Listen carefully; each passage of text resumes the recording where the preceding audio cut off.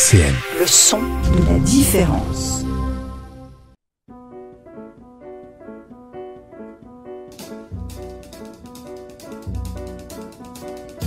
Dialectique sur RCN, Lionel Courchinou.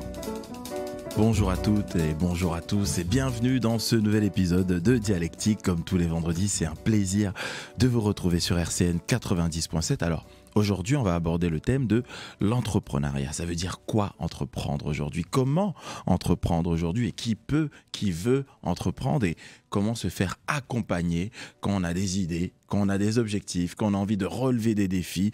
Et pour ce faire, j'ai le plaisir de recevoir aujourd'hui pour la première fois sur ce plateau Sophie Tourchet, qui est directrice du réseau Entreprendre Lorraine. Bonjour Sophie. Bonjour. Alors, je vais vous laisser parler bien dans le micro pour nos auditeurs. Voilà, ça marchera mieux.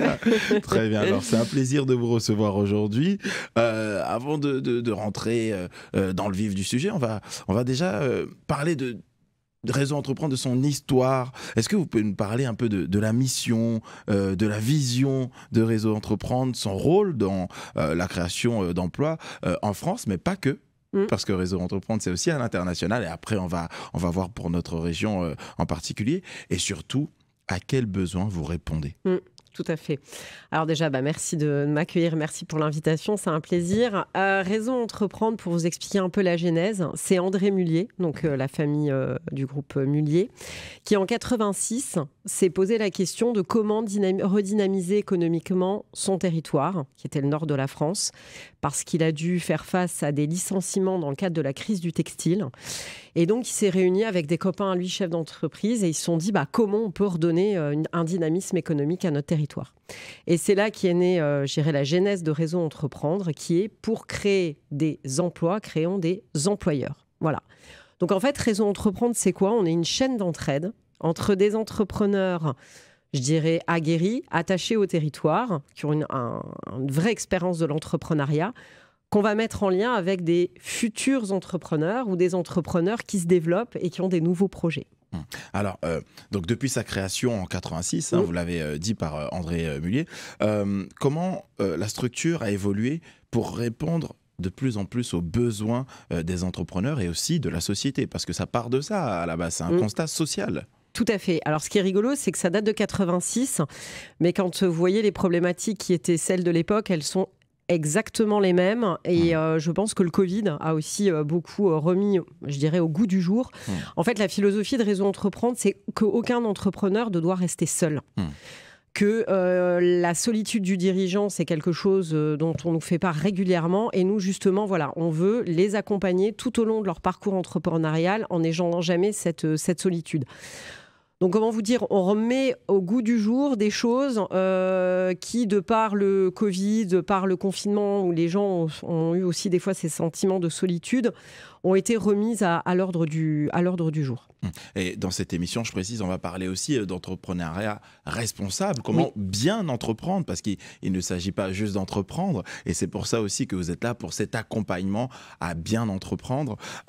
Et je rappelle pour nos auditeurs fidèles que RCN proposera des émissions donc de présentation d'entrepreneurs chaque mardi à midi, et ce à partir du 7 novembre. Donc vous retenez pour nos auditeurs, chaque mardi à midi, si vous êtes entrepreneur, si vous voulez en savoir plus, connaître des nouveaux entrepreneurs, apprendre des choses aussi, connectez-vous sur notre site rcn.org ou alors vous branchez à l'ancienne sur 90.7.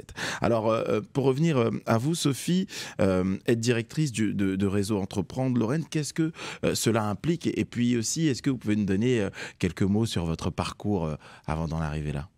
Alors, qu'est-ce que ça implique? Ça implique honnêtement de rencontrer des gens extraordinaires tous les jours. Je rencontre des chefs d'entreprise qui, par définition, gèrent à bout de bras des sociétés et prennent le temps de donner du temps à d'autres entrepreneurs. Je rencontre des chefs d'entreprise qui sont extrêmement attachés à leur territoire, qui veulent que leur territoire se dynamise. Donc ce sont vraiment des personnes avec des valeurs humaines qui sont extraordinaires. Donc je fais un métier où je rencontre au quotidien des chefs d'entreprise qui sont extra.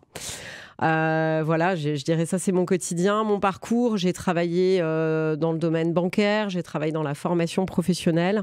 Donc, je cherchais un métier toujours en lien avec l'accompagnement entrepreneurial, mais je voulais vraiment y donner un sens, des valeurs et voilà, et concourir à mon humble niveau à développer et à accompagner des entrepreneurs dans leur mission au quotidien.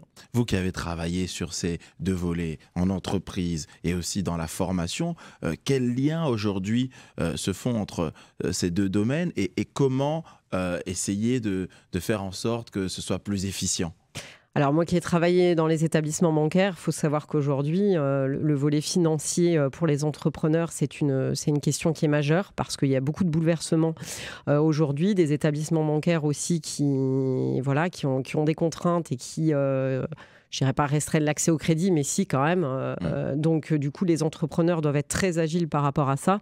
Donc, charge aussi à nous de les aider pour anticiper leurs besoins de financement. Ça, c'est quelque chose sur lequel on peut accompagner. Puis, vous parliez de la formation. Aujourd'hui, je pense que la plus grande difficulté pour les entrepreneurs, ça reste l'humain. Savoir recruter, savoir faire monter en compétences et savoir fidéliser ses collaborateurs. Donc les deux pans d'expérience que j'ai eu dans ma carrière, et bancaire et formation, elles prennent tout leur sens chez Réseau aujourd'hui. Et aujourd'hui, ça veut dire quoi, entreprendre? Quels sont les principaux défis? Parce qu'on entend partout, il faut entreprendre, mais c'est quoi entreprendre?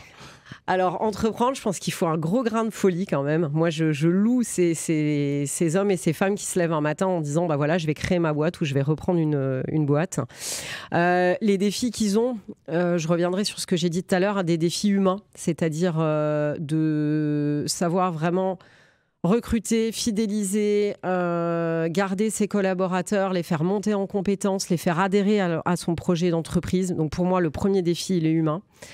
Le deuxième, il est financier, comme je le disais tout à l'heure, avec des conditions d'octroi de crédit qui changent et qui sont mouvantes. Il faut qu'ils anticipent leurs besoins de trésorerie à court, à moyen et à long terme. C'est un gros défi pour eux aussi. Et puis, je pense un défi personnel de toujours garder en tête d'avoir un équilibre, et c'est très compliqué pour eux, entre vie privée et vie professionnelle. Savoir gérer leur stress, leurs contraintes familiales, tout en s'épanouissant dans leur travail. Voilà, c'est pour moi les 3 défis majeurs des entrepreneurs. Et sur ce dernier défi, on a entendu pas mal de choses. Il y a des livres qui sont sortis récemment sur les pièges du métier passion, c'est-à-dire à quel moment on franchit la limite entre j'aime mon travail, je suis passionné, je me donne et je mets en péril ma vie sociale, ma vie de famille. Et ça, est-ce que ce sont des choses qui remontent, vous, chez Réseau Entreprendre, de la part de jeunes entrepreneurs ou même d'entrepreneurs aguerris, parce que ça peut arriver à tout le monde au final? Oui, le mot qu'on utilise, mais je pense qu'il est vraiment pas galvaudé pour des entrepreneurs, c'est le burn-out. Parce que par définition, ils y mettent tout, ils y mettent leurs économies personnelles, ils y investissent un temps, et puis c'est un projet familial. Et tant que la structure familiale tient, ça tient, mais il peut y avoir aussi des mouvances à titre personnel. Donc oui, c'est des sujets sur lesquels on est très très sensible, et on a créé d'ailleurs une commission qu'on a appelé entreprise en difficulté, mais bon, le nom est peut-être à revoir. En tout cas, c'est pour s'ils sentent le moindre signal de faiblesse à titre personnel ou professionnel, c'est de pouvoir en parler de façon totalement confidentielle, mais en tout cas au moins d'en parler. Est-ce qu'il est vrai ce mythe de l'entrepreneur qui au début ne doit pas dormir, doit absolument tout donner, ou est-ce qu'on peut se dire alors je veux entreprendre mais je vais quand même avoir un équilibre avec notamment, on citait la vie de famille? Tout à fait, et je pense que la jeune génération qui arrive d'entrepreneurs là-dessus, ils ont bien intuité ça, c'est-à-dire de se dire je vais m'investir à fond pour mon entreprise, mais par contre je garde mon équilibre vie perso, vie pro. Et je dis pas qu'ils sont moins enclins au burn-out, mais peut-être que si, parce que ils se mettent des garde-fous que la génération d'avant ne se mettait pas forcément. On parle des écueils. On l'a entendu souvent, la France en tant que Startup Nation. Il y a aussi l'avènement des réseaux sociaux avec les influenceurs qui proposent des accompagnements, des formations pour les entrepreneurs, parfois de piètre qualité. Quels sont les écueils à éviter quand on veut entreprendre et quand on n'y connaît rien, tout simplement?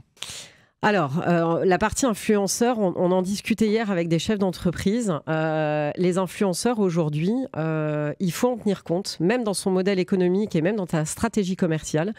Je vous donne l'exemple d'un de nos entrepreneurs qui travaille dans le domaine du bâtiment, qui a fait appel à une influenceuse dans le domaine du bâtiment. On se dit, bon, voilà, c'est pas de la mode, c'est pas du... Et ben en fait, grâce à cette personne, il a réussi à acquérir une nouvelle clientèle très rapidement. Donc, il faut composer aujourd'hui avec ces influenceurs et influenceuses. Il ne faut pas s'y perdre. Il faut que l'influenceur ou l'influenceuse soit en lien avec ses valeurs et la stratégie qu'on veut donner à son entreprise. Mais je pense que oui, c'est un sujet que les entrepreneurs saisissent et savent très bien saisir en ce moment. Ouais. Et justement, comment repérer les bons des mauvais? Parce qu'aujourd'hui, avec Internet, comment on dirait, c'est à la langue des hommes. Il y a le meilleur et il y a le pire. Et vous citez l'exemple de cet entrepreneur dans le BTP qui, lui, a réussi à dénicher la personne qui a pu l'aider dans son business. Mais pour les autres, comment on fait? Alors, on a une autre entrepreneur là qu'on accompagne sur la partie vêtements. Eh ben, en fait, c'est de sélectionner. Elle sélectionne des hommes et des femmes en ayant bien vu les contenus et la forme qui sont donnés à l'influenceur ou à l'influenceuse. Encore une fois, en lien avec l'image et les valeurs qu'elle-même veut diffuser. Est-ce que cette personne est en cohérence avec le message que je veux faire passer, avec ma clientèle? Voilà, mais je pense qu'il y a tellement de choix dans ces influenceurs et influenceuses qu'avec un gros travail en amont de sélection, ils trouvent quand même leur bonheur. Donc ce que vous préconisez aujourd'hui pour les entrepreneurs en herbe qui nous écoutent, c'est l'alignement sur les valeurs. C'est ça, tout à fait.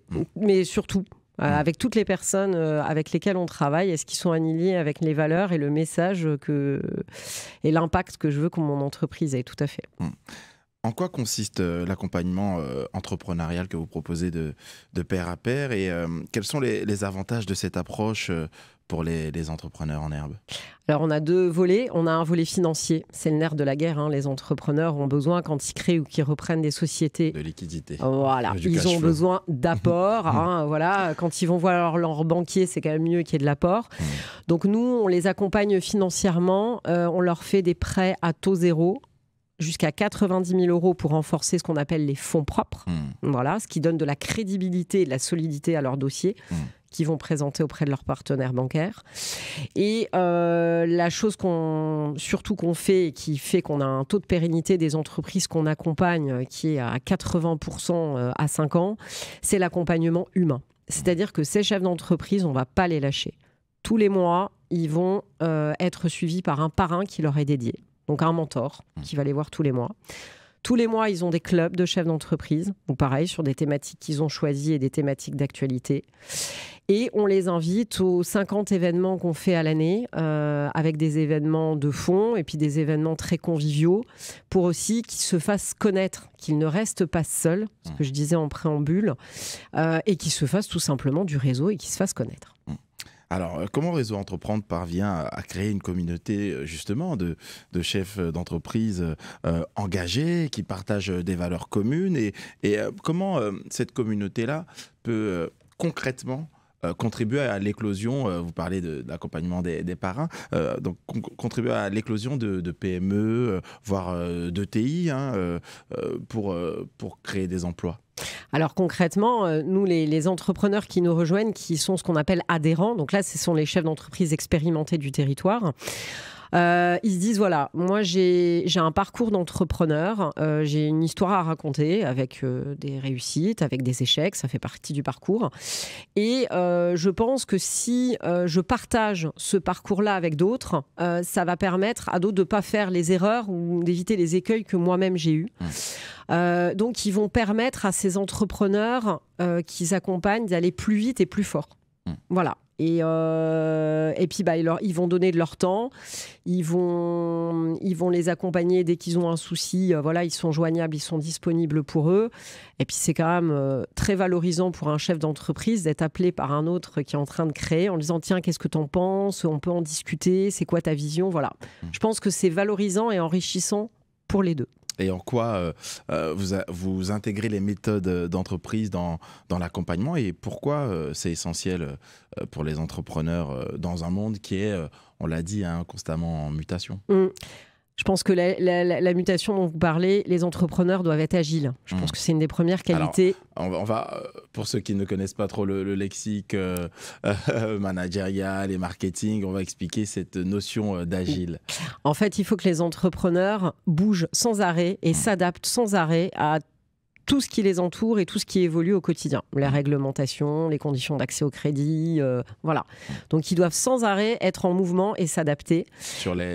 Sur ce qu'on appelle le PESTEL, hein, politique, économique, écologique, social, technologique, et puis bien sûr tout ce qui est du domaine de la loi. Donc faut s'adapter. C'est exactement ça. Il faut s'adapter et en fait, je pense que les échanges qu'on appelle de pair à pair, hein, d'entrepreneur à d'entrepreneur, permettent de gagner du temps, de l'énergie et justement d'être encore plus adaptable à tout ce monde qui change en permanence. Est-ce que, vous êtes reconnu d'utilité publique, hein. Oui. Donc vous visez l'excellence, c'est ce qu'on peut lire sur votre site internet. Ces éléments, est-ce qu'ils mettent une certaine pression? Oui, parce qu'en fait, on accompagne des hommes et des femmes, encore une fois, dans leur réussite et dans leurs échecs, et on se met énormément de pression parce que on travaille avec de l'humain et on veut tous bien faire. Et c'est pas toujours évident d'être dans l'excellence surtout, mais en tout cas, on fait autant l'équipe opérationnelle que mes chefs d'entreprise, que mes membres du conseil d'administration. On y met tout notre cœur et notre âme pour être au service de ces entrepreneurs. Et à ce propos, quelles sont les garanties et les méthodes de travail que vous offrez pour viser cette excellence-là?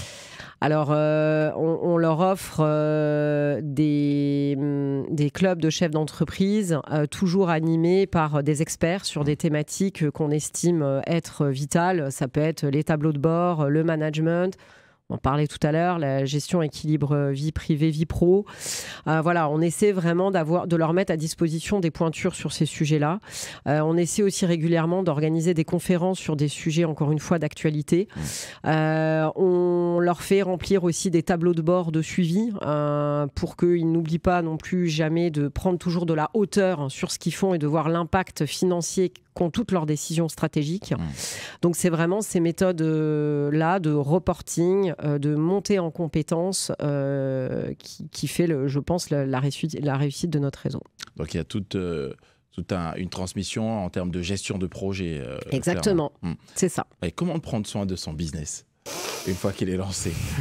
La question piège. Ouais, comment prendre soin de son business? Un conseil, première chose qui vous vient à l'esprit. Je pense déjà, faut prendre soin des hommes et des femmes qui constituent la société, parce que c'est le pilier, et sans humain qui soit bien dans le projet entrepreneurial, on n'y arrive pas. Donc c'est prendre soin de soi et de prendre soin des autres. Sophie, vous savez quoi? Je connais quelqu'un qui prend soin de son business. C'est une actrice, c'est une chanteuse, pardon, qui s'appelle Nina Simone, et elle explique dans son morceau Take Care of Business. 13h, 14h, Dialectique sur RCN, Lionel Courchinou. Et on est sur RCN 90.7. Dans Dialectique, on parle toujours d'entrepreneuriat, et plus précisément d'entrepreneuriat responsable. Je suis avec Sophie Tourché, qui est directrice du réseau Entreprendre Lorraine. Pour les auditeurs qui nous rejoignent, on vient d'écouter le morceau de Nina Simone, Take Care of Business, et bien sûr, son business, c'est l'amour. Hein. Donc, prendre soin de son homme, et son homme prend soin d'elle, c'est ce qu'elle explique. De l'amour, il en faut, hein, de l'amour, en tout cas de l'affection, de l'empathie envers ses employés quand on monte un business. Et est-ce que vous pouvez nous donner des exemples de projets entrepreneuriaux qui ont réussi et qui ont bénéficié de votre accompagnement? Alors, j'aime bien donner des exemples, et en même temps je trouve ça réducteur pour tous les autres, parce que voilà, il y en a tellement. Qui je pourrais citer qui me vient en premier? On a par exemple des entrepreneurs qui ont démarré vraiment tout jeunes. Je me rappelle, c'était un de mes premiers rendez-vous quand je suis arrivée chez Réseau Entreprendre en 2019. 2019.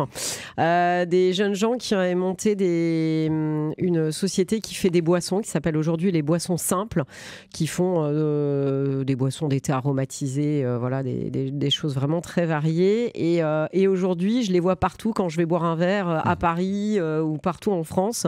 On les voit, ces boissons simples distribuées. Donc ouais, il y a toujours une petite dose de fierté de dire, bah voilà, ils viennent de chez nous. Mais c'est vrai qu'on a tellement des exemples qui sont connus ou moins connus, mais en tout cas, voilà, des gens très, très méritants. Ouais. Et justement, j'allais vous demander quel sentiment cela procure. Donc, il y a une fierté. Est-ce que c'est aussi un élément qui vous donne envie d'aller de l'avant et de continuer à en faire plus pour ces entreprises-là qui vous suivent? Ouais, parce qu'on a des exemples comme ça toujours en tête qui font que je me rappelle aussi d'un de mes premiers rendez-vous d'une start-up qui avait inventé un système, pour accompagner les chauffagistes dans la détection des pannes. Je me suis dit, mais cette idée, mais pourquoi personne ne l'a eu? Eux, ils l'ont eu et aujourd'hui, ils ont monté un empire. Ils sont partis de rien. Et voilà, qu'est-ce que ça donne envie? Ça donne envie de continuer à se battre et de se dire, ces futures pépites du territoire, elles sont nées chez nous. Et puis, on y a contribué aussi à notre humble niveau, ouais. Alors, vos nomos, les valeurs qui vous guident sont la gratuité, la réciprocité. De quelles ressources dispose votre association pour vivre? C'est une très, très bonne question. On a cette particularité avec ses avantages et cet inconvénient d'être une association privée. Donc en fait, notre modèle économique, ce sont des fonds privés et pas publics. Alors on a des petites aides, on a quand même quelques aides publiques pour nous aider dans nos missions, mais je dirais que 90% de nos ressources sont privées. Donc en fait, ce sont les chefs d'entreprise qui adhèrent à notre réseau, qui payent une cotisation, une adhésion, qui pour eux est déductible à 60% comme on est reconnu d'utilité publique. Mais c'est grâce aux cotisations de ces chefs d'entreprise qu'on peut assumer nos charges fixes quotidiennes. Et justement, ces chefs d'entreprise sur le territoire, ici, sont très actifs. Et est-ce qu'ils sont au courant de votre démarche en général? Alors, pas assez à mon goût, parce que en fait, on est sursollicité par des entrepreneurs qui demandent qu'on les accompagne. Alors ça, honnêtement, on a trop de dossiers qui nous sont envoyés et on n'arrive pas à les suivre. Et pour suivre ces dossiers, moi, il me faut plus de chefs d'entreprise adhérents. Donc en fait, mon métier à moi, notamment, c'est de prêcher la bonne parole en disant « Tu es chef d'entreprise, tu es attaché à ton territoire, tu as une belle histoire à raconter ». Aides-en d'autres et tu verras au final, en aidant d'autres, tu vas toi-même grandir, te sortir aussi un peu la tête de l'eau et être aussi toi-même plus efficace dans ton business model. Donc voilà, c'est mon travail, ça, de prosélytisme et d'expliquer qui on est. Donc ces chefs d'entreprise-là, vous devez les convaincre aussi qu'ils vont être les parrains, qui vont être sollicités une fois par mois à peu près pour pouvoir accompagner des jeunes entrepreneurs qu'ils ont été jadis. C'est ça, et puis c'est de leur dire tu vas nous filer un coup de main à géométrie et à temps variable, on va s'adapter à toi. C'est-à-dire que certains entrepreneurs viennent à tous nos événements, d'autres nous disent ce mois-ci Sophie, j'ai pas le temps, tu me solliciteras le mois d'après pour aider. C'est toujours en cohérence avec leurs propres contraintes professionnelles. On ne doit pas être une couche qui se rajoute à une contrainte, ça doit être un plaisir de venir chez nous et ils aident à hauteur du temps qu'ils ont à l'instant T. Voilà. Aujourd'hui, votre structure, c'est à peu près combien de personnes, de salariés, de bénévoles? Alors, on est une structure de 3 salariés à temps plein. On a 2 alternants. Pour être totalement honnête, il nous manque une personne parce que la Lorraine est un territoire qui fait 23 000 km². Donc, c'est compliqué pour nous d'être présents sur l'ensemble des territoires. Donc, ça, c'est pour l'équipe salariée. Et des chefs d'entreprise bénévoles, j'en ai 220. Voilà. Et justement, la Lorraine, est-ce que c'est un territoire qui est en ébullition en termes de créativité, en termes de création d'entreprises? Oui, la Lorraine est bien placée sur ces chiffres nationaux de la création d'entreprises. On a nos voisins alsaciens et champardonnais qui ont aussi une belle groupe dans le Grand Est. Mais oui, il y a une belle dynamique entrepreneuriale et puis c'est toujours intéressant de voir les différences de dynamique entrepreneuriale entre un Vosgien, un Meusien, un Mosellan, un Meurthe-et-Mosellan. Chacun aussi a sa dynamique dans son propre territoire. Et justement, est-ce qu'il y a des particularités pour l'entrepreneuriat au niveau local par rapport à la France et, comme vous l'avez dit, dans les segmentations entre les différents territoires locaux? Oui, il y a, je trouve que notre territoire est très riche en termes d'accompagnement entrepreneurial. La preuve, il y a pas mal de Parisiens qui viennent toquer aux portes de la Lorraine parce que l'écosystème est bien fait, ouvert, les gens travaillent ensemble. Et quand vous avez un projet entrepreneurial en Lorraine, vous allez être moins noyé dans la masse que quand vous allez toquer aux portes de l'écosystème en région parisienne. Voilà. Donc en Lorraine, on sait accueillir, c'est une belle terre d'accueil pour les entrepreneurs. Et justement, le fait que ce soit une terre qui donne envie, est-ce que ça ne va pas créer à terme une forme de saturation ou comment réguler tout ça? Alors, c'est vrai qu'honnêtement, il y a eu l'effet post-Covid où les gens sont venus aussi s'installer dans notre région pour d'autres, avec d'autres objectifs de vie familiale, on va dire un petit peu plus sereine. Mais effectivement, oui, ce que je disais en préambule tout à l'heure, on n'a jamais, nous, en Lorraine, été autant sollicités parce qu'il y a une vraie dynamique entrepreneuriale, poussée aussi, encore une fois, en version post-Covid. Et c'est vrai que tous les acteurs de l'écosystème vous diront qu'aujourd'hui, on est au maximum de ce qu'on peut aider en termes d'accompagnement de ces entrepreneurs et qu'il nous manque des bras. Ouais. Là, vous avez évoqué le Covid. Alors, c'est intéressant. Est-ce qu'il faut entreprendre en période de crise ou alors en période d'inflation? On peut comprendre que certaines personnes aient peur de se dire « je vais laisser mon boulot qui peut-être ne me fait pas rêver, mais au moins qui me fait vivre ». Pour réaliser mon rêve, mon idée. Ça peut être un peu difficile de se lancer dans ce contexte. Effectivement, c'est tout le paradoxe. Mais c'est pendant le confinement, les gens se sont posés, se sont dit, je veux donner quoi comme sens à ma vie?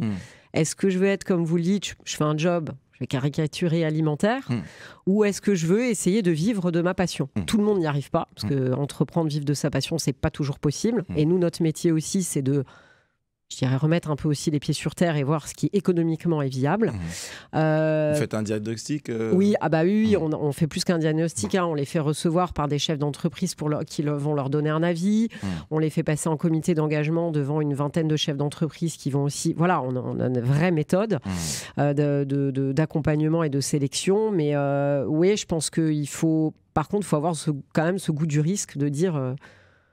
je lâche une situation salariée, je vais vers l'entrepreneuriat avec ses inconforts, mais en même temps, quel plaisir demain, quand ça fonctionne, de vivre de sa passion. De se lever pour ce qu'on aime. C'est ça, exactement. Et en période de crise, est-ce qu'il faut y aller ou est-ce qu'il faut attendre un peu? Mon Dieu, je ne suis pas suffisamment capée pour répondre à cette question-là, mais je dirais que, est-ce qu'il y a une bonne période? C'est comme tout dans la vie. Je pense que à quel moment, moi, je suis alignée pour faire ça? Est-ce qu'il y a une bonne période économique? C'est sûr qu'en ce moment... Mais en même temps, c'est dans ces périodes-là, des fois, que naissent des nouveaux modèles économiques, des nouvelles idées. Des nouveaux besoins. Et des nouveaux besoins auxquels peut répondre l'entrepreneur. Mais vous comprenez cette peur quand même par rapport à l'inflation qu'on vit, que certaines personnes, peut-être qui sont venues vous voir, vous font part? Oui, forcément, il y a un sentiment de peur et de crainte. Et en même temps, je pense que c'est... un entrepreneur ou un futur entrepreneur qui n'a pas peur, c'est inquiétant. Je pense que cette peur, elle permet aussi de garder les pieds sur terre et de ne pas prendre des risques démesurés.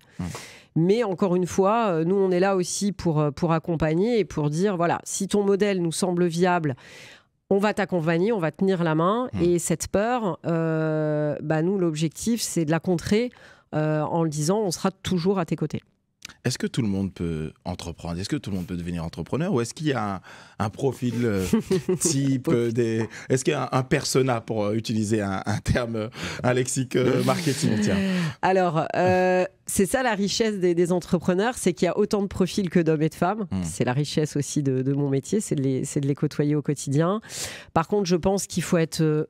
on parlait tout à l'heure de passion, j'y reviens. Il faut être passionné, il faut être persévérant, il faut être endurant. Faut savoir prendre des risques, mais pas trop, les mesurer aussi. Et puis il faut avoir une détermination sans faille. Ouais. Pour moi, le profil type, c'est un peu toutes ces qualités-là qu'on retrouve chez nos entrepreneurs. Alors pour aller sur l'aspect responsable pour nos auditeurs, qu'est-ce qu'on appelle déjà des initiatives à impact positif?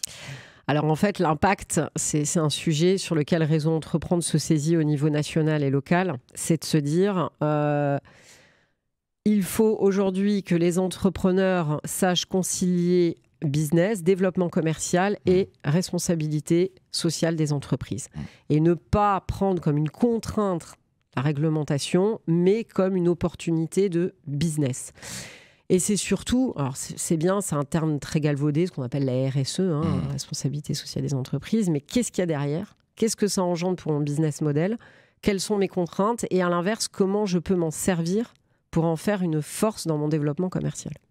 Comment essayer de retenir aussi ces talents qui ont la tentation de partir dans des pays comme la Chine, parce que justement, vous avez parlé de ces réglementations qu'il ne faut pas voir comme des contraintes, mais plutôt comme des opportunités.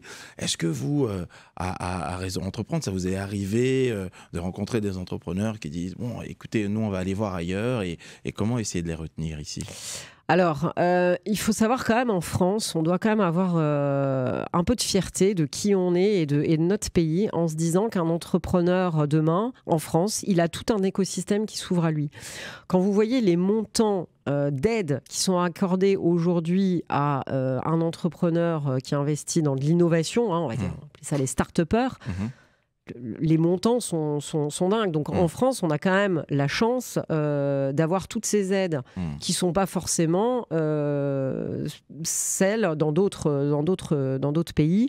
Par contre, c'est vrai que là où je loue toujours ces entrepreneurs, c'est que les réglementations sont quand même assez lourdes en France, il ne faut pas se le cacher, la fiscalité aussi. Donc pour moi, il y a... Mais en même temps, derrière ça, on a tous aussi un système de protection sociale et autres, qui fait qu'au final, il faut être fier d'être entrepreneur français. Et je pense que celui qui a envie de partir, de toute façon, il partira. Mais beaucoup d'entrepreneurs sont très chauvins et très attachés à leur pays. Parce que je rappelle, vous, votre objectif, c'est aussi la création d'emplois sur le territoire. Donc là, c'est pour ça que ça doit être parfois un peu compliqué de leur dire ne partez pas, restez, même s'il y a des contraintes. Alors effectivement, notre premier métier, vous avez raison, c'est ça, c'est la création d'emplois durables sur le territoire. Durable, oui. Durable, très ça veut dire, voilà, cette notion-là est importante. C'est pas créer des emplois ou créer des business pour créer des business, c'est créer des business avec des valeurs, en respect avec toutes les contraintes environnementales d'aujourd'hui. Donc, si vous voulez, honnêtement, ils n'ont pas trop cette culture de dire je veux partir, la France, c'est pas bien. Non, ils sont plutôt à dire voilà, moi je suis Vosgien, je suis Meusien, je suis Meurthe-et-Mosellan, je suis Mosellan. Et à mon niveau, je vais concourir à ce dynamisme économique. Et ces contraintes fiscales, finalement, aussi, c'est celles qui permettent parfois aussi de réinjecter de l'argent pour aider les entreprises. C'est ça. Et puis pour aider les hommes et les femmes qui font notre pays, notre richesse. Donc je pense que ouais, on peut quand même être fier d'être français. Et puis, dans d'autres cultures, ils sont très, très fiers et ils affichent haut et fort leur couleur. Et je pense que les Français font pareil. Et encore une fois, je trouve qu'en Lorraine, les gens sont fiers d'être lorrains. Bon, en tout cas, là, grâce à vous, Sophie, on a quelques arguments pour retenir nos talents, nos entrepreneurs et pour favoriser la création d'emplois. On va garder cette partie d'interview peut-être pour la diffuser à ceux qui sont tentés de partir. Est-ce que vous avez quelques mots à nous dire sur le programme Impact ? Alors, le programme Impact, c'est un programme qui vise à sensibiliser nos entrepreneurs sur les défis sociaux, sociétaux et environnementaux et comment s'adapter à ce monde qui change.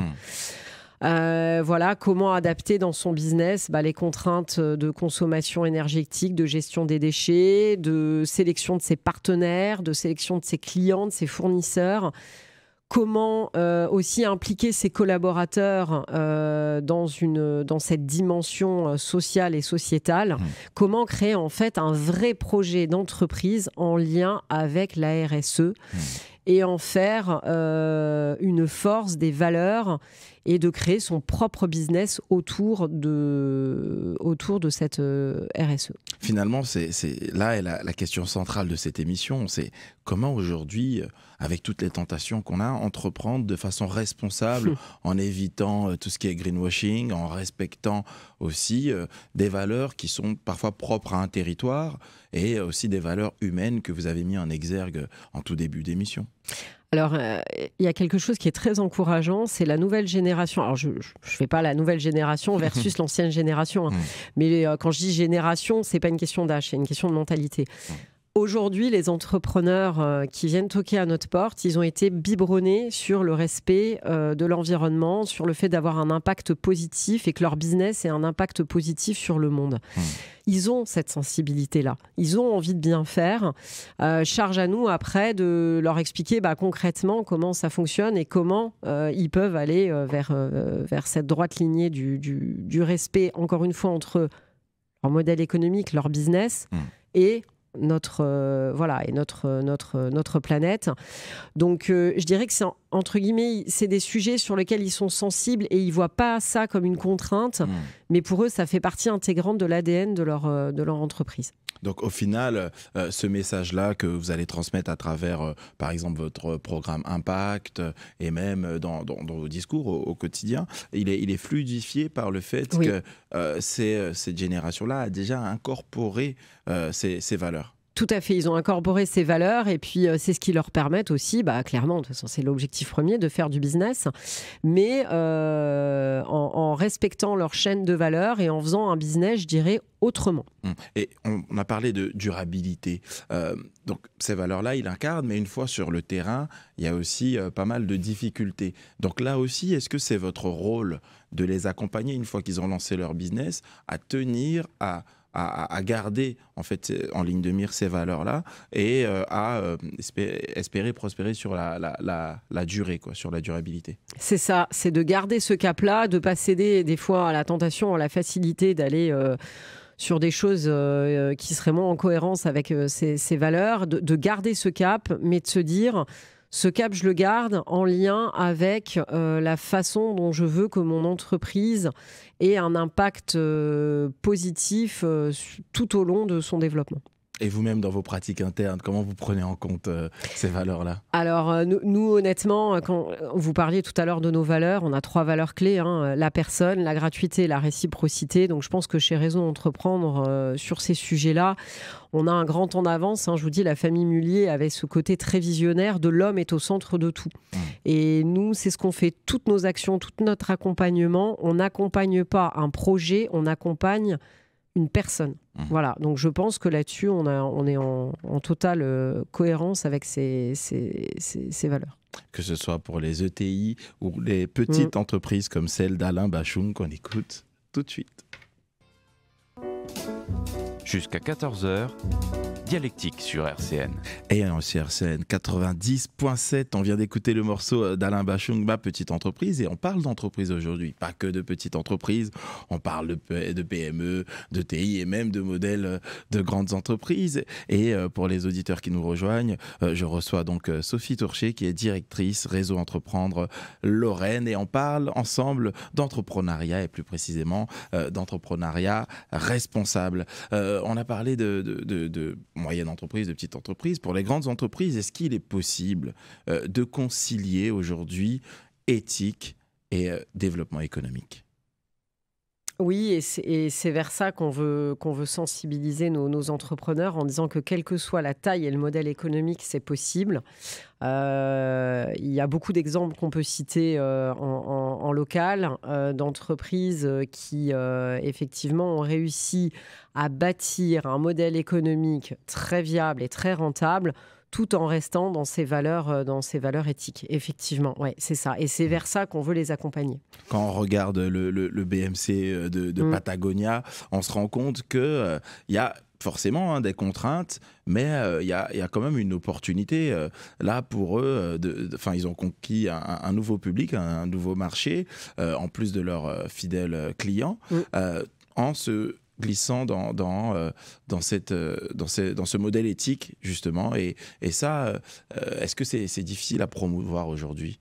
Non, justement, c'est de se dire, voilà, je vais développer un nouveau produit, un nouveau process qui répond aujourd'hui aux besoins d'une clientèle qui est très sensible sur ces sujets-là, qui veut consommer en circuit court, qui veut consommer des produits avec un faible impact carbone. Et en fait, eux, Patagonia, ils l'ont très bien compris parce qu'ils se sont adressés à cette clientèle-là qui veut consommer de la mode, qui va être bien habillé, mais qui en même temps souhaite que toute la chaîne de fabrication et de production soit en lien avec ces valeurs éthiques. Et c'est un très bon exemple de réussite. Il y en a plein en France aussi, il y en a plein sur notre territoire. Et effectivement, oui, les consommateurs étant sensibles, il faut voir ça, encore une fois, comme une opportunité de business. Oui. Et donc, cette opportunité-là, on l'a dit, elle est possible. Pour Patagonia, elle est possible aussi ici à l'échelle locale. Il y a cette question d'inclusion aussi qui est importante aujourd'hui. Vous avez insisté sur l'aspect humain. Je sens que c'est un thème qui vous tient à cœur. Et cette question d'inclusion, en quoi elle est nécessaire ? Aujourd'hui, comme on disait tout à l'heure, les plus grandes difficultés des entrepreneurs, c'est de chercher des talents, de les faire monter en compétences et surtout de les garder. Aujourd'hui, si vous voulez recruter des jeunes ou moins jeunes, il faut absolument qu'il y ait un vrai projet entrepreneurial en lien avec des valeurs, en lien avec la RSE, parce que les salariés ont besoin, depuis le Covid, j'y reviens, mais d'avoir un métier en lien avec qui ils sont, leurs valeurs, et de ne pas faire un métier sans sens. Donc, si vous voulez donner du sens à vos collaborateurs, il faut les inclure dans toute la politique RSE que vous allez mettre dans votre entreprise. Il faut leur expliquer pourquoi c'est fait, comment c'est mesuré, comment c'est évalué et comment, à leur propre niveau, ils vont concourir à la réussite de l'entreprise. Donc finalement, chez Réseau Entreprendre, vous faites preuve d'une certaine pédagogie par le truchement de vos parrains, par exemple, pour infuser ces valeurs-là dans la culture d'entreprise. Exactement, c'est de créer vraiment sa propre marque de fabrique, sa propre culture d'entreprise. Et ça, nos entrepreneurs savent très bien le faire et ils vont leur expliquer un petit peu par quelle boule prendre et comment construire toute cette stratégie. Oui. Alors Sophie, on va se projeter un peu. Comment vous envisagez l'avenir de Réseau Entreprendre en termes globalement déjà et puis en termes de sensibilisation des entrepreneurs à l'importance de l'impact positif dans ce monde cruel des affaires? Alors, comment je vois l'avenir? On a besoin de se développer. On a, encore une fois, je passe le message, j'en profite. On a besoin d'avoir des nouveaux chefs d'entreprise qui rejoignent les rangs de nos adhérents parce que si on veut continuer à se développer et à aider des entrepreneurs, il nous faut des adhérents et des membres. Comment je vois l'avenir? En termes d'activité, de nombre d'entrepreneurs accompagnés, on est passé, pour vous donner une petite idée, on existe en Lorraine depuis 20 ans. On a quand même accompagné la création et la sauvegarde de plus de 2300 emplois en Lorraine. On a quand même distribué plus de 6,6 millions de prêts. On a aidé plus de 300 entrepreneurs. Et là où il y a quelques années, on aidait une dizaine d'entrepreneurs par an, l'année dernière, on en a aidé 30. Donc, comment je vois l'avenir? Je le vois très bien sur le nombre de projets qu'on va accompagner d'entrepreneurs. Ça, je pense que c'est le côté positif. Par contre, là où je suis un peu plus inquiète, c'est qu'on a une inadéquation entre les ressources de l'association et la demande d'accompagnement. D'où le besoin, l'appel aux entreprises d'adhérer aux entreprises. Et puis même, j'avais fait une campagne de recrutement il n'y a pas longtemps qui a bien marché, mais même des retraités, des personnes qui sont en retraite et qui, je me rappelle d'un qui me disait, moi, j'ai pas d'activité, j'ai pas de passion sportive. Donc du coup, au lieu d'avoir une passion sportive, je vais aider des entrepreneurs, je vais faire un petit peu de bénévolat dans une association. Donc ça aussi, en dehors des entrepreneurs, toute bonne âme est la bienvenue chez nous. Alors, je rappelle que RCN proposera donc des présentations d'entrepreneurs chaque mardi à midi, et ce à partir du 7 novembre.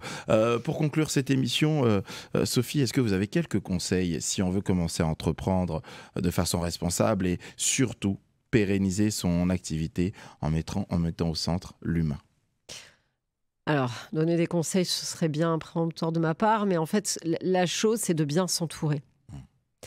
De savoir aller chercher les compétences à l'extérieur, de rester ouvert aux conseils, d'avoir un projet, c'est bien, une passion, c'est bien, mais de la transformer en modèle économique viable, c'est mieux. Et pour la transformer en modèle économique viable, il faut bien s'entourer. Il ne faut pas rester seul, il faut savoir demander de l'aide. je dirais pas mettre sa fierté de côté, mais en tout cas de se dire je ne peux pas tout savoir, je ne peux pas être bon partout. Bien travailler sa gouvernance, monter un projet seul, ça peut être risqué. S'associer à d'autres, oui, mais qui ont des compétences complémentaires aux vôtres. Si vous êtes un bon technicien, vous entourez d'un bon financier, d'un bon commercial. Mais voilà, il faut vraiment une pluralité de compétences au cœur d'une entreprise pour en faire la réussite. Voilà. Et pour finir, comment rejoindre Réseau Entreprendre et comment vous contacter ? À me contacter, c'est très facile. Vous avez les numéros sur Internet. Réseau Entreprendre Lorraine, Sophie Tourchère, vous me trouverez facilement. Et vous appelez nos bureaux. Et dans tous les cas, on vous fera découvrir notre association en vous invitant à un événement. Parce que je pense que présenter une association, c'est bien. Vivre un événement, vous allez vraiment comprendre notre ADN et qui on est. Eh bien, je vous remercie, Sophie, d'avoir pris le temps de répondre à nos questions. Et nous, chers auditeurs, se dit au revoir en écoutant Pharrell Williams qui s'adresse aux entrepreneurs avec Jay-Z. RCN, www.rcn-radio.org